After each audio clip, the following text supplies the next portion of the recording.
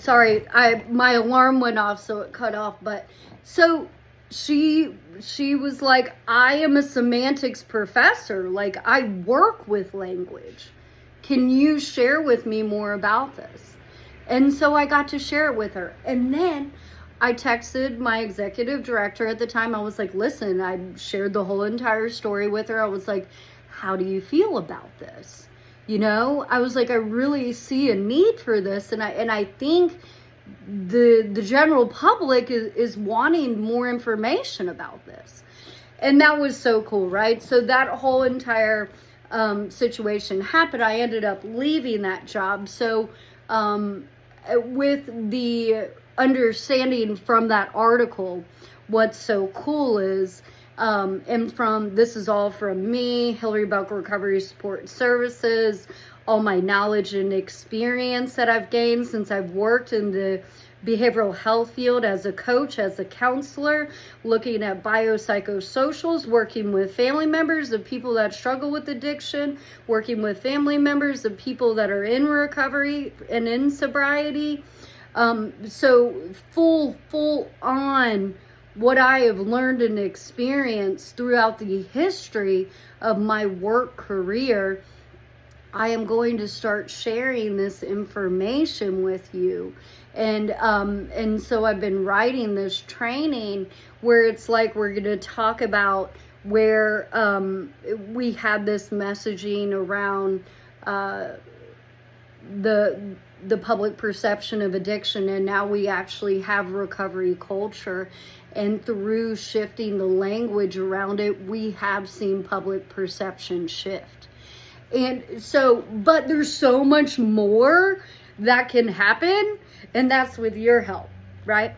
And so it's the opportunity to see how this messaging and how just starting to shift our language around these things. And like I said, we got all kinds of people having reels about this, so it's continuing to be normal to talk about it, which is like, oh my God, me and my colleagues, like, that's what we've wanted. Like, anybody I've worked alongside, that's what we've worked on, you know? I worked with students, and we worked on a project, and it was called Side by Side. And the whole idea of that was like, how do we bring this into the college system?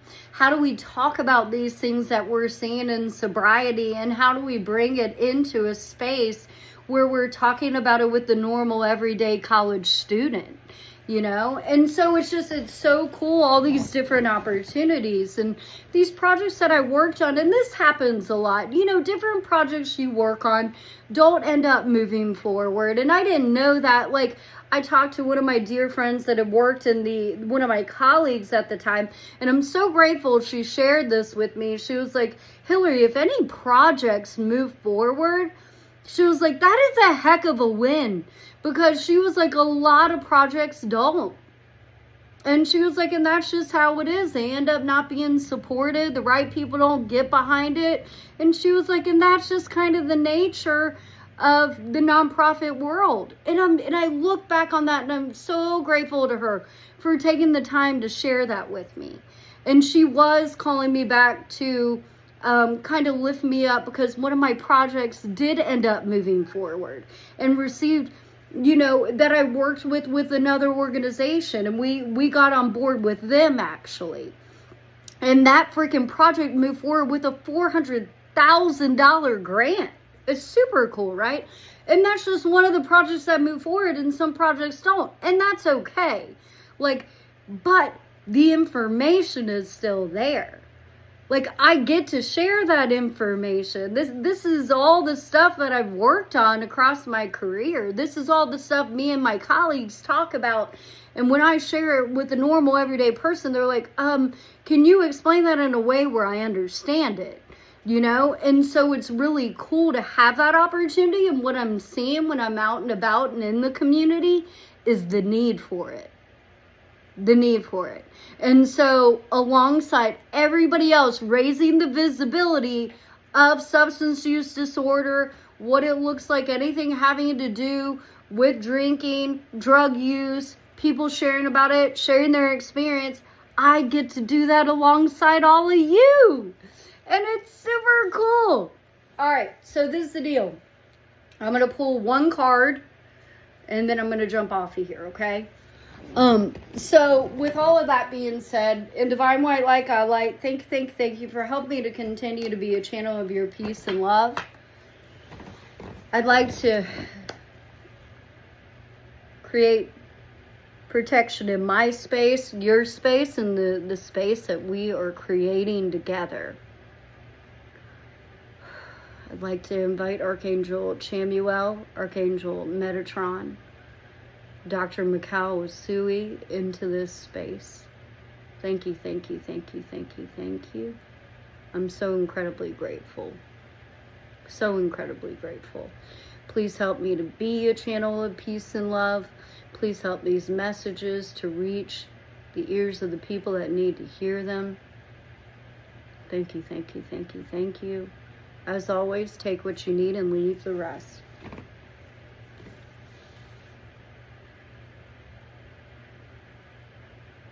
So, I think, like, the thing I'm also seeing is how people are sharing their vernaculars in ways that the general public can understand it. And that has been amazing. You know, and I think it's been happening for a while. Like, I'm seeing a lot of it cross my feed where, like, doctors are sharing, hey, do not do that, sir. Please do not. Okay? Do you want to come over here and say hey? Do you want to come over here and say hey? Oh, it's Kissy, my cat. All right, so, vernacular. So, like I was sharing, right? We have a specific vernacular. We talk about substance use disorder, mental health stuff with a certain vernacular. And we, with each other, so it's almost like there was this vacuum that was continuing to happen. We were recycling conversation because we were talking to each other instead of sharing the information outward within the community, right? And so what's been starting to happen as well is in some of the rural communities as well, they're starting to create more traction around this education and awareness. And it's so cool because once again, it's making it more normal to talk about it. And then people are more comfortable saying, like, you know, I have this going on, or this is going on, or I felt like I couldn't share this with anybody. And thank God it's becoming normal to talk about, because I will share with you. Anytime I have talked to people about this in an inviting way, people are ready to talk about it. They've been wanting to talk about it. They just needed a safe space for it to happen, you know? And you'll see it in family groups. It's so cool, all the family groups that are happening right now. And all the different ways that just these conversations are shifting and people are feeling more comfortable just bringing it up. And I'm grateful for that. Okay. All right. So we're going to pull one card. One card.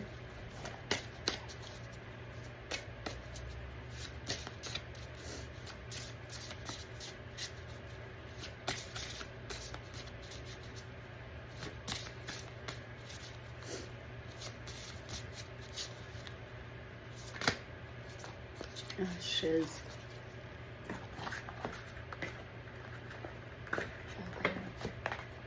All right, I'm just gonna do one. It had three, but I'm gonna pick one.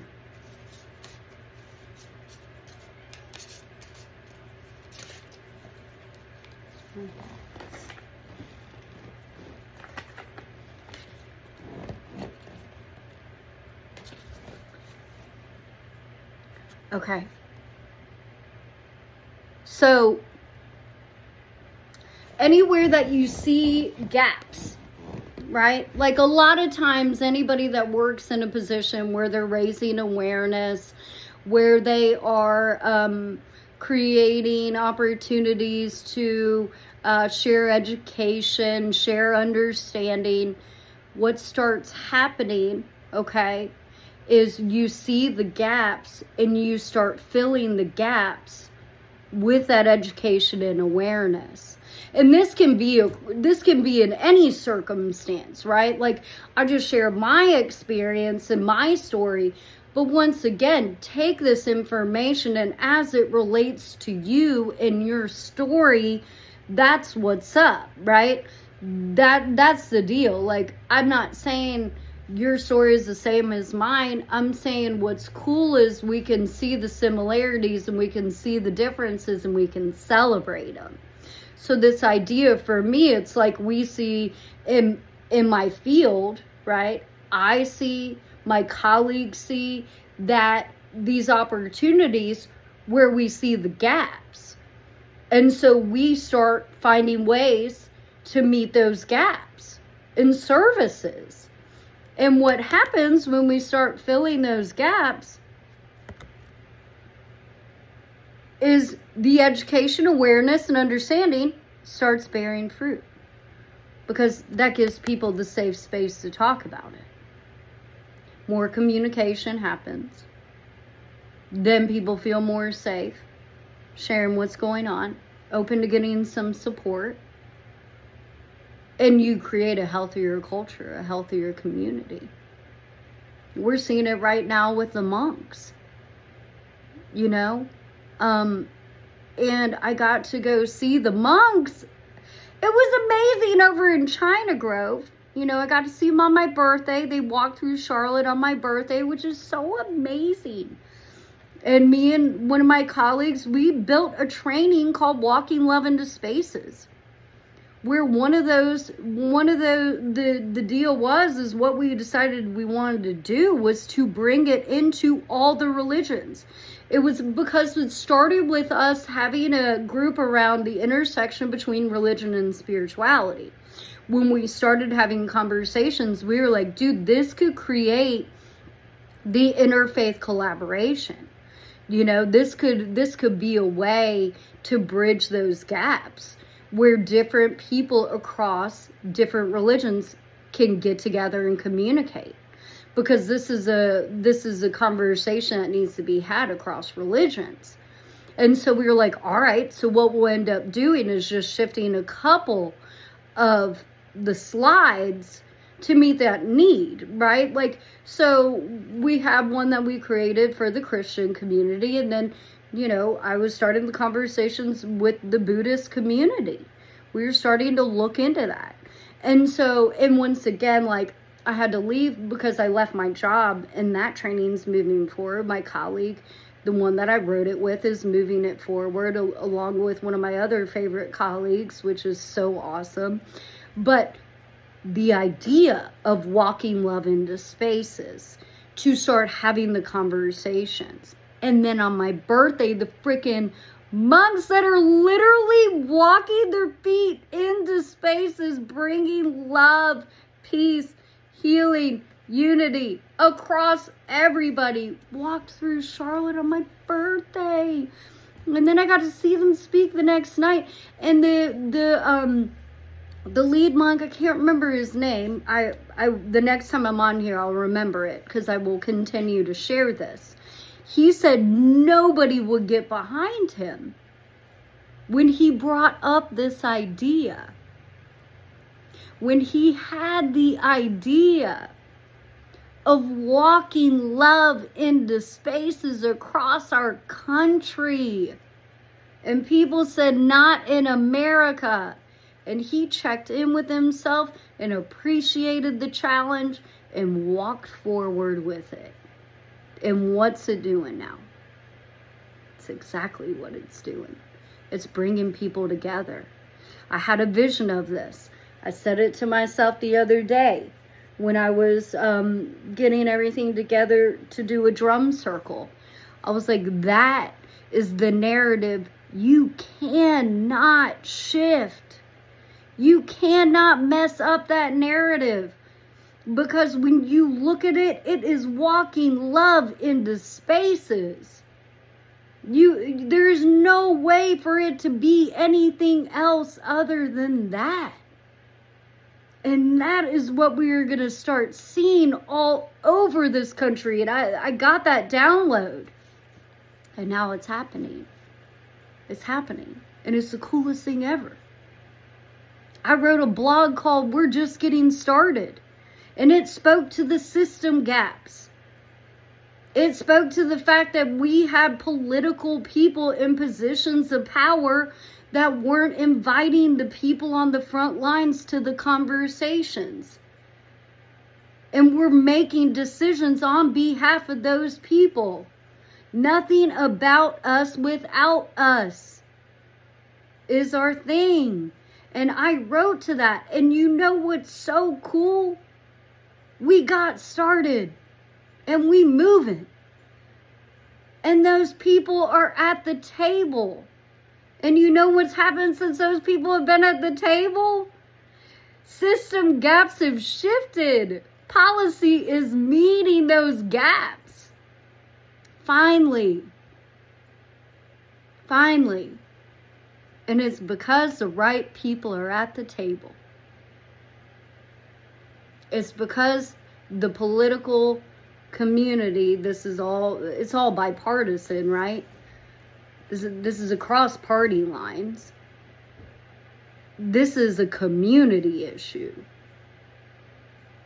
This is a community issue. And to have people making those decisions without the people it is affecting, and without the people that are working on the front lines and understand it, because it's our passion to understand it. It's our drive. It's what continues to keep us going, is the opportunity to meet those system gaps and to help our community. So bringing those people to the table and giving them the funding is fundamentally shifting everything. And this is what it's doing. It's a very cool thing. So I just shared all that. But how does this relate to you? How have you seen any type of gaps, and you filled those gaps with education or awareness, maybe even for yourself, in the things that you wanted to change in any way, shape, or form, and now it's bearing fruit in your life? Or you're looking at this and you're thinking, you know, in my last video, I shared a little bit about this. Are there patterns or is there behaviors that you want to shift in your own life? And you feel if you do so, this is potentially what will start happening. Or you have an awareness, or you have the information and you want to share it with other people because you believe your experience can help the next person. Share it. Share it. Take the time. Write it down. All right? All right, y'all. So just think about this. How is this happening? Where are you seeing this? Where would you like to see this? You know? All right. Deuces.